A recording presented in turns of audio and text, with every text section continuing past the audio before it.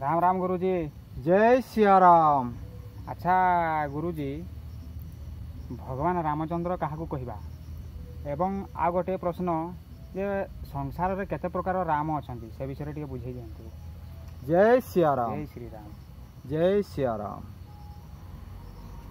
आमर जो हिंदू धर्म परंपरा रही आम जन जन जो सनातनी आज्ञा बा जो आम आर्यव्रती आम आर्य समाज जो बसवास करुचे आज्ञा तो आमर सनातन धर्म अनुसार आज्ञा आमे भगवान रामचंद्र क्या कहवा आज्ञा एवं भगवान रामचंद्र परिचय कौन, संसार रे केते प्रकार राम अछंती आज्ञा एवं केउ रामंकर केउ काम बा आमे काहेकि भगवान रामचंद्र को पूजा करवा से विषय आज आलोचना करवा।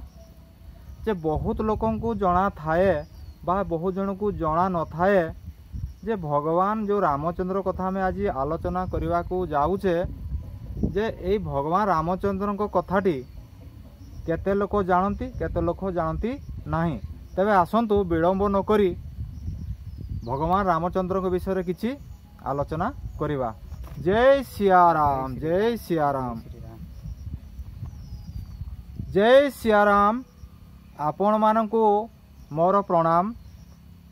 जो भगवान रामचंद्र सर्वव्यापक परमात्मा सर्वघटरे नित्य विद्यमान करंती, जीए इह काल परकालर स्वामी तथा प्रभु अटंती, जीए भगवान रामचंद्र जीए भगवान दशरथंक पुत्र रामचंद्र अटंती, सेई भगवान रामचंद्र को ए अधमर कोटि कोटि प्रणाम। जय सियाराम।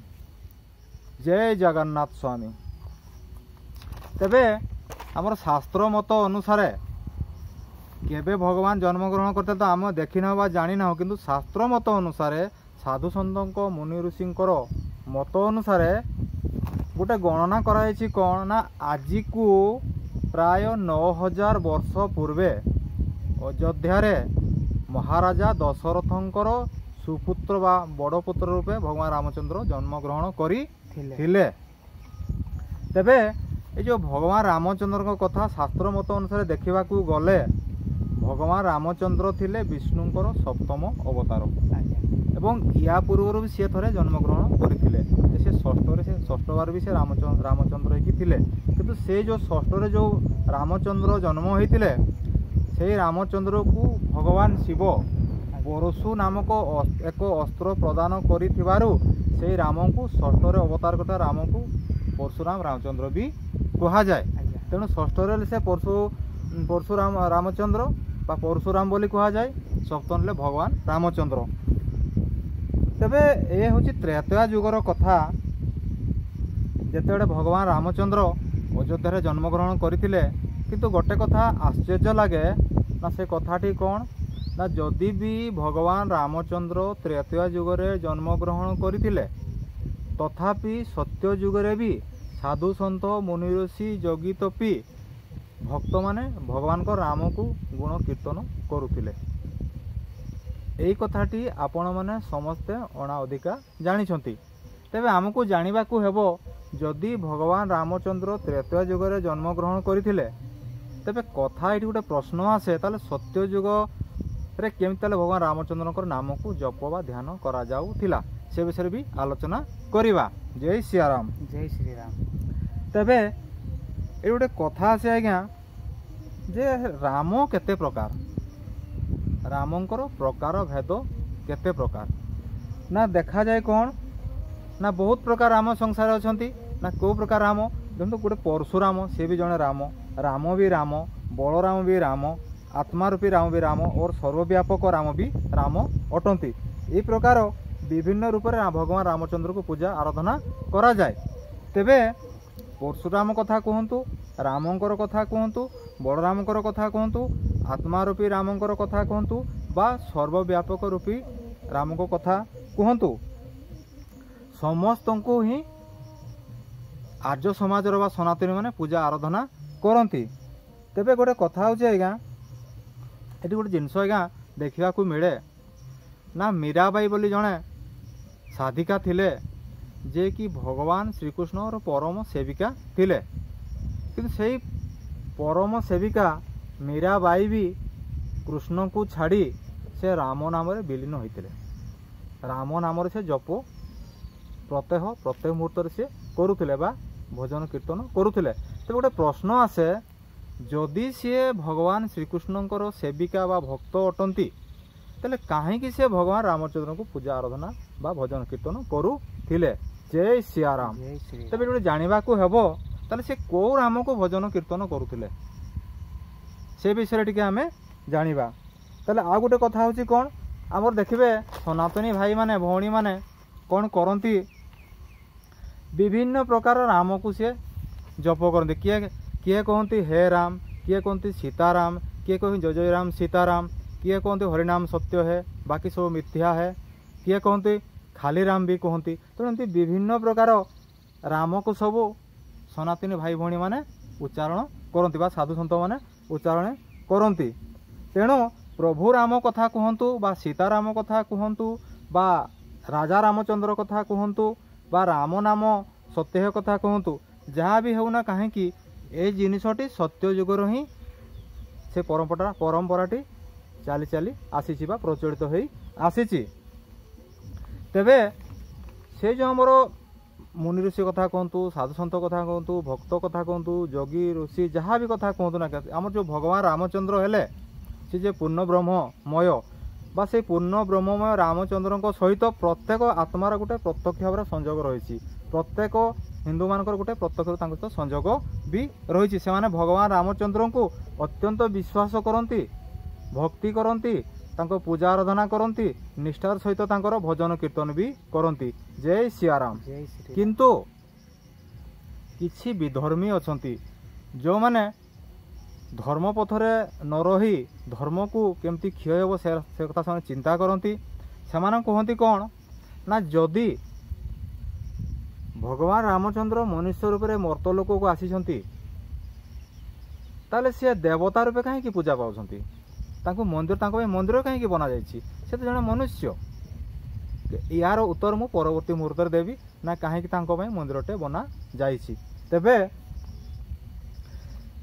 ଯାହାର ଯେମିତି ବିଚାର, ଯେଉଁ ଲୋକ ସଦାସର୍ବଦା ମୋହମାୟାରେ ବୁଡ଼ିକି ରହୁଛନ୍ତି, ଯେ ମୋହରେ ଆସକ୍ତି ତଥା ମାୟା ରୂପକ ଅନ୍ଧକାରରେ ପଡ଼ି ରହିଛନ୍ତି, ତାଙ୍କୁ କେବଳ ସେ ମୋହ ଜିନିଷଟି ଦେଖାଯାଏ।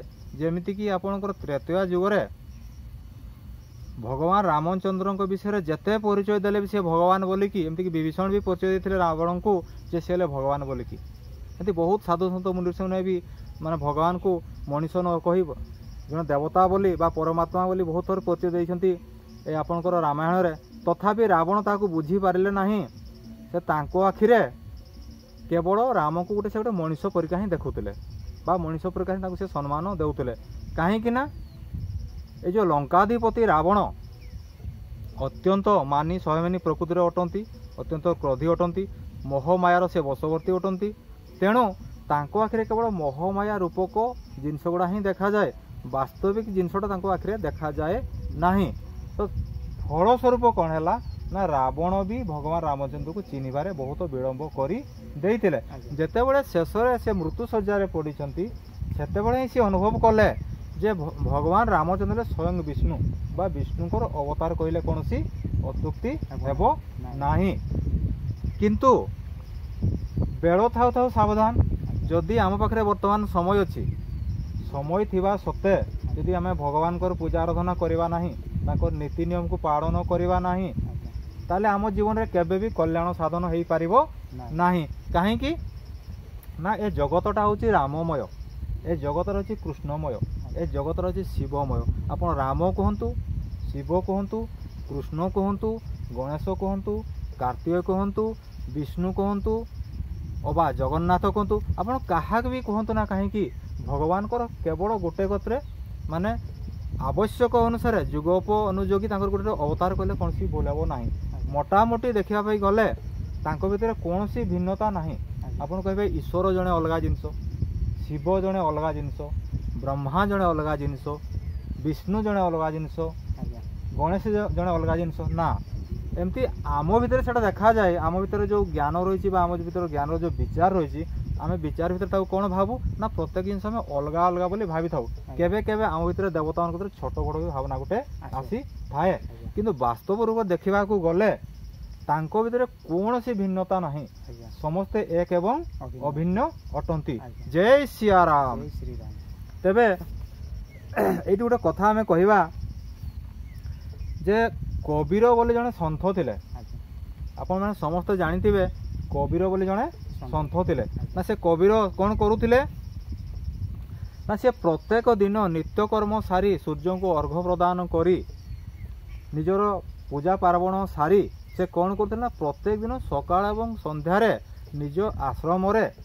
से राम नाम रे हजि जाउथिले से राम नाम रूपक नाम को से जप करिवा कीर्तन करिवा भजन करी से कौन होतला ना से भजन कीर्तन से पूर्णांग रूप हजि जाउथिले अच्छा तो ए रास्ता दे किछि लोक भी जीवा आसिया करूथिले अच्छा किछि विधर्मी लोक भी जीवा आसिया करूथिले किछि भल लोक भी जीवा आसिया करूथिले जो भल लोक माने जीवा आसिया करूथिले से राम नाम को भी श्रवण करूथिले तांको तो कीर्तन भी करूथिले भजन भी करूथिले आ किछि दुष्ट सहर लोक थिले जो माने समाने भावुथिले कोन ए राम फाम बोली दुनिया रे केही नाहंती एटा गोटे बेकारिया कथा बेकार समय को नष्ट करंतु नाही निज किछि गोटे कर्म करंतु जीविका को निर्वाह करंतु ए राम नाम रे काहे कि अपन समय बेकार नष्ट करथुने बोली किछि किछि लोक ए कथा भी आलोचना करूथिले ना दिने कोन हेछि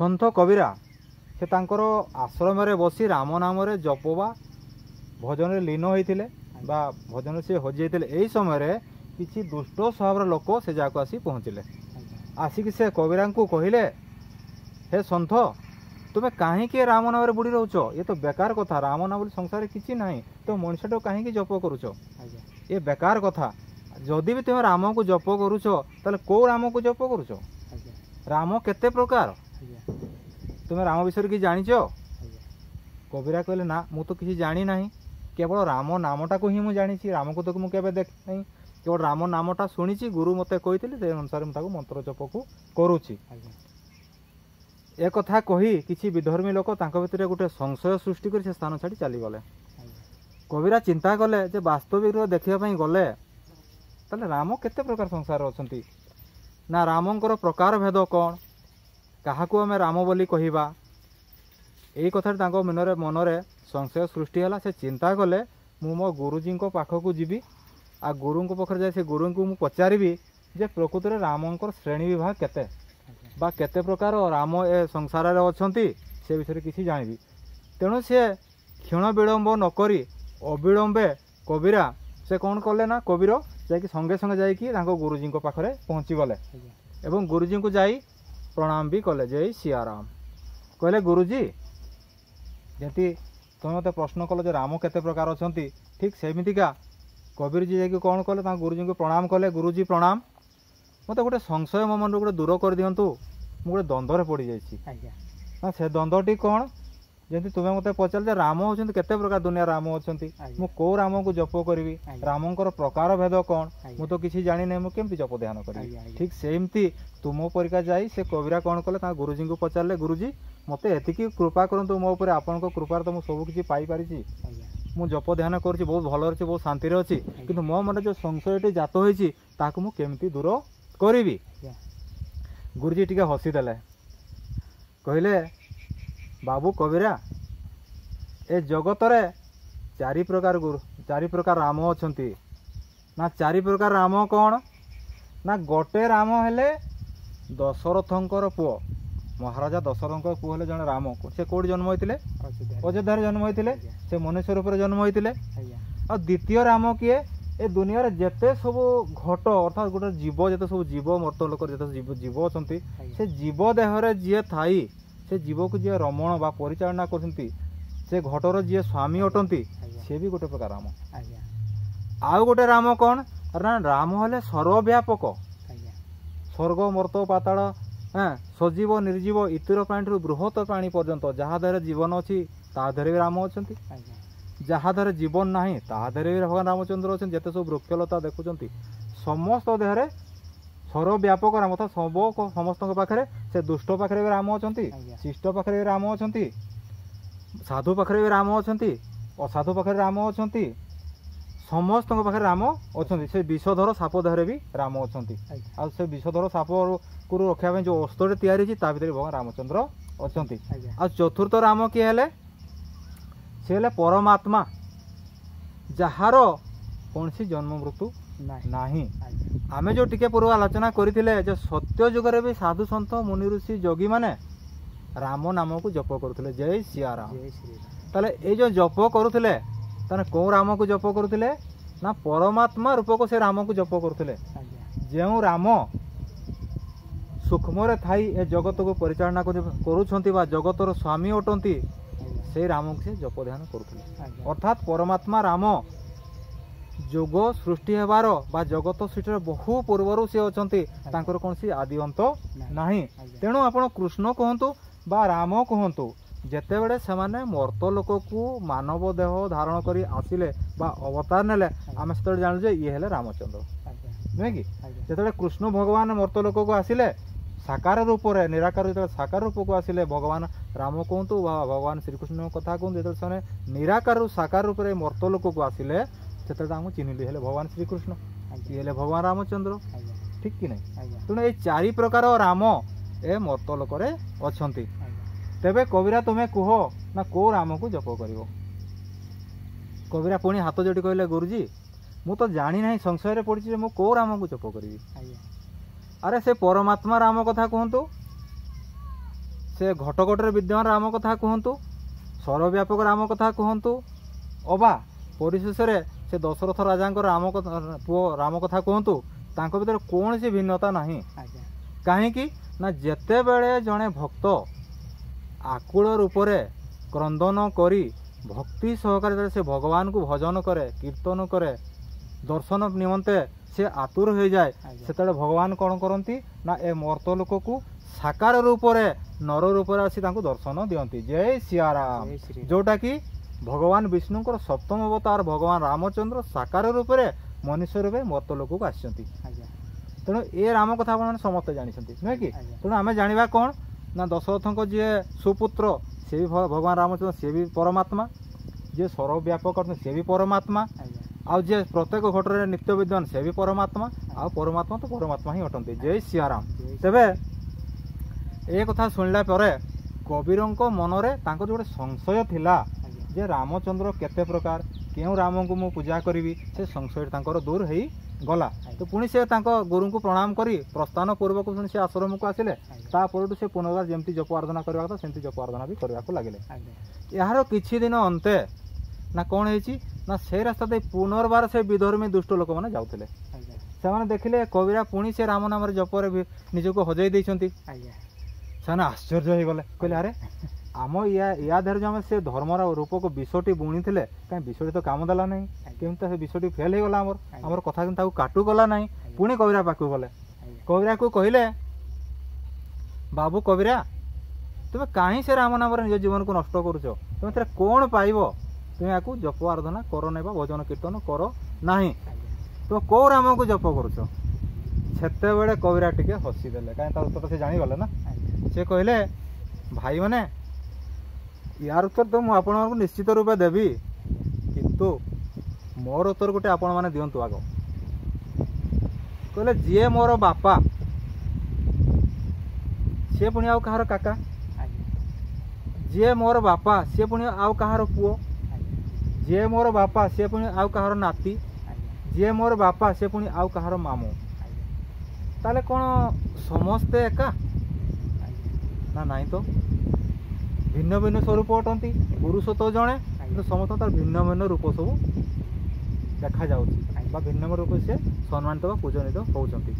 ଠିକ୍ ସେଇ ରକମ ସେ ମାନବଧାରୀ ରାମ ହୁଅନ୍ତୁ ବା ଘଟଘଟଧାରୀ ରାମ ହୁଅନ୍ତୁ ବା ସର୍ବବ୍ୟାପକ ରାମ ହୁଅନ୍ତୁ ବା ପରମାତ୍ମା ରୂପୀ ରାମ ହୁଅନ୍ତୁ, କାହିଁ ସେ ଜଣେନି ନା। ସେତେବେଳେ ସେ ବିଧର୍ମୀମାନେ ଦୁଷ୍ଟ ଲୋକମାନେ ଜାଣିପାରିଲେ ଯେ କବିରା ବର୍ତ୍ତମାନ ଠିକ୍ ଜାଗାରେ ପହଞ୍ଚି ଯାଇଛନ୍ତି, ତାଙ୍କୁ ଆମର ମନ୍ତ୍ର ଆଉ କୌଣସି କାମ କରିବ ନାହିଁ। ତେଣୁ ସେମାନେ ଚିନ୍ତା କଲେ ଏ କବିରା ପାଖରେ ଯେହେତୁ ଆମର କଥା ଆଉ କିଛି କାମ କରିବ ନାହିଁ ବା ରହିବ ନାହିଁ, ତେଣୁ ୟାକୁ ଆଉ ବୁଝେଇକି ଲାଭ କିଛି ନାହିଁ। ତେଣୁ ସେମାନେ ତତ୍କ୍ଷଣାତ୍ ସେ ଜାଗା ଛାଡ଼ିକି ଚାଲିଗଲେ। ତେବେ ପରିଶେଷରେ ଆପଣମାନଙ୍କୁ ମୋର ଗୋଟେ କହିବା କଥା, ଆଜ୍ଞା, ଯେ ଆପଣମାନେ କେବେ ଦ୍ୱନ୍ଦ୍ୱରେ ପଡ଼ନ୍ତୁ ନାହିଁ। ଆଜ୍ଞା ଆପଣମାନେ କେବେ ଭାବନ୍ତୁ ନାହିଁ ଯେ ମୁଁ ଭଗବାନ କୃଷ୍ଣଙ୍କୁ ପୂଜା କରୁଛି, ମୁଁ ଭଗବାନ ଶିବଙ୍କୁ ପୂଜା କରୁଛି, ମୁଁ ଗଣେଶ ଠାକୁରଙ୍କୁ ପୂଜା କରୁଛି, ମୁଁ ବିଷ୍ଣୁ ଠାକୁରଙ୍କୁ ପୂଜା କରୁଛି, ଯେ ପ୍ରକୃତରେ ଏମାନଙ୍କ ଭିତରେ ବଡ଼ କିଏ, ମୁଁ କାହାକୁ ପୂଜା କରିବି। ଆଜ୍ଞା ମନରେ ତ ଗୋଟେ ସବୁବେଳେ ଇଚ୍ଛା ଥାଏ ନା, ଆଶା ଥାଏ ମୁଁ କେମିତି ଗୋଟେ ବଡ଼ ଠାକୁରକୁ ହିଁ ପୂଜା କରିବି। ଆଜ୍ଞା କିନ୍ତୁ ଭାଇମାନେ ଏଇଠି ଗୋଟେ ଜିନିଷ ମନେ ରଖନ୍ତୁ, ଇଏ ହେଉଛି ଗୋଟେ ଆମର ମନର ସଂଶୟ। ଆଜ୍ଞା ଆମ ଭିତରେ ଯେଉଁ ଗୋଟେ ଭେଦଭାବ ରହିଛି ଛୋଟ ବଡ଼ର, ଏଇଟା ଆପଣମାନଙ୍କ ଭିତରୁ ଦୂରେଇ ଦିଅନ୍ତୁ। କାହିଁକି ନା ଭଗବାନ ହେଲେ ସର୍ବବ୍ୟାପକ। ଯେଉଁ ଭଗବାନ ଆପଣଙ୍କ ଦେହରେ ଅଛନ୍ତି ସେ ଭଗବାନ ମୋ ଦେହରେ ବି ଅଛନ୍ତି। ଏ ଜଗତର ଅଣୁ ପରମାଣୁ ସମସ୍ତ ଭିତରେ ସେ ଭଗବାନ ବିଦ୍ୟମାନ ଅଛନ୍ତି। ତେଣୁ ଆପଣମାନେ ଚିନ୍ତା କରନ୍ତୁ, ସାକାର ସହିତ ନିରାକାର ଭଗବାନଙ୍କୁ ହିଁ ଆରାଧନା କରନ୍ତୁ। କାହିଁକି ବ୍ରହ୍ମ ହେଲେ ଏକ ବ୍ରହ୍ମ ଦ୍ୱିତୀୟ ନାସ୍ତି। ତେଣୁ ଆପଣ ରାମ କଥା କୁହନ୍ତୁ, କୃଷ୍ଣ କଥା କୁହନ୍ତୁ, ହରି କଥା କୁହନ୍ତୁ, ଶିବ କଥା କୁହନ୍ତୁ, ଈଶ୍ୱର କଥା କୁହନ୍ତୁ, ଆପଣ କିଛି ବି କଥା କୁହନ୍ତୁ ନା କାହିଁକି ନିଜ ଭିତରେ କେବେ ଦ୍ୱନ୍ଦ୍ୱକୁ ସୃଷ୍ଟି କରନ୍ତୁ ନାହିଁ। କାହିଁକି ଯଦି ଆପଣ ଦ୍ୱନ୍ଦ୍ୱ ସୃଷ୍ଟି କରିବେ ତାହେଲେ ଆପଣଙ୍କର ସ୍ଥିତି ଠିକ୍ ସେଇ କବିରଙ୍କ ପରିକା ହିଁ ହେବ। ଆଜ୍ଞା କବିରଙ୍କ ସେ ଜଣେ ସାଧୁ ସନ୍ଥ, ତଥାପି ସେ ଦ୍ୱନ୍ଦ୍ୱରେ ପଡ଼ିଯାଇଥିଲେ। ଆମେ ତ ଜଣେ ସାଧାରଣ ଲୋକ, ତାହେଲେ ଆମର ଅବସ୍ଥା କ'ଣ ବା ନ ହେବ। ଆଜ୍ଞା ତେଣୁ ରାମ ନାମରେ ଲୀନ ହୁଅନ୍ତୁ। ଯଦି ଆପଣ ରାମଙ୍କୁ ଭଜନ କରୁଛନ୍ତି ତାହେଲେ ଆପଣ କୃଷ୍ଣଙ୍କୁ ପାଇପାରିବେ। ଆଜ୍ଞା ଆପଣ କୃଷ୍ଣକୁ ଯଦି ବି ଭଜୁଛନ୍ତି ତାହେଲେ ଆପଣ ରାମକୁ ପାଇପାରିବେ। ଆଉ ରାମକୁ ଯଦି ଭଜୁଛନ୍ତି ତାହେଲେ ଶିବଙ୍କୁ ହିଁ ପାଇବେ। ଆପଣ ଯେଉଁ ରୂପଟାକୁ ଚାହୁଁଛନ୍ତି ଭଗବାନଙ୍କର ସେଇ ରୂପଟାକୁ ଧ୍ୟାନ କରନ୍ତୁ, ଦେଖେ ତାଙ୍କୁ ନିଶ୍ଚୟ ପାଇପାରିବେ। କିନ୍ତୁ ମନେ ରଖିବେ, ଏମାନଙ୍କ ଭିତରେ କେବେ ବି ଭିନ୍ନତା ସୃଷ୍ଟି କରନ୍ତୁ ନାହିଁ। କାରଣ ଭିନ୍ନତା ଯଦି ଆପଣମାନେ ସୃଷ୍ଟି କରୁଛନ୍ତି ତାହେଲେ ଆପଣମାନେ ଦ୍ୱନ୍ଦ୍ୱରେ ପଡ଼ିଯିବେ। ଆଉ ସେ ମାୟା ରୂପ ଦ୍ୱନ୍ଦ୍ୱରେ ଯଦି ଆପଣ ପଡ଼ିଛନ୍ତି ତାହେଲେ ମନୁଷ୍ୟ ଜୀବନଟା ହିଁ ମୂଲ୍ୟହୀନ ହେଇଯିବ। କାହିଁକି ନା ଆମେ ଏପଟେ ହେଇପାରିବା ନା ଆମେ ସେପଟେ ହେଇପାରିବା, ଶେଷରେ ଆମ ଜୀବନଟା ଛଟପଟ ହେଇକି ସରିଯିବ। ତେଣୁ ରାମ ନାମରେ ଲୀନ ହୁଅନ୍ତୁ, ରାମ ନାମର ଭଜନକୁ ଗୁଣଗାନ କରନ୍ତୁ। ବହୁ ଜନ୍ମର ପାପ କ୍ଷୟ ହେଇଯିବ। ମନୁଷ୍ୟ ଭିତରେ ପରମ ତତ୍ତ୍ୱଜ୍ଞାନ ଉଦୟ ହେବ। ସେ ମୁଁ କ'ଣ, ମୋ ଆତ୍ମଜ୍ଞାନ କ'ଣ, ତତ୍ତ୍ୱଜ୍ଞାନ କ'ଣ, ପ୍ରକୃତି ଜ୍ଞାନ କ'ଣ, ବ୍ରହ୍ମାଣ୍ଡ ଜ୍ଞାନ କ'ଣ, ଯେତେ ପ୍ରକାର ଜଗତରେ ଜ୍ଞାନ ଅଛି ପ୍ରଭୁଙ୍କ କୃପା ତାହା ସହଜ ହେଇପାରିବ। ବୋଲ ସିୟାବର ରାମଚନ୍ଦ୍ର କି ଜୟ। ଜୟ ସିୟା ରାମ, ଶ୍ରୀରାମ ଜୟ ଶ୍ରୀରାମ। ଜୟ ସିୟା ରାମ।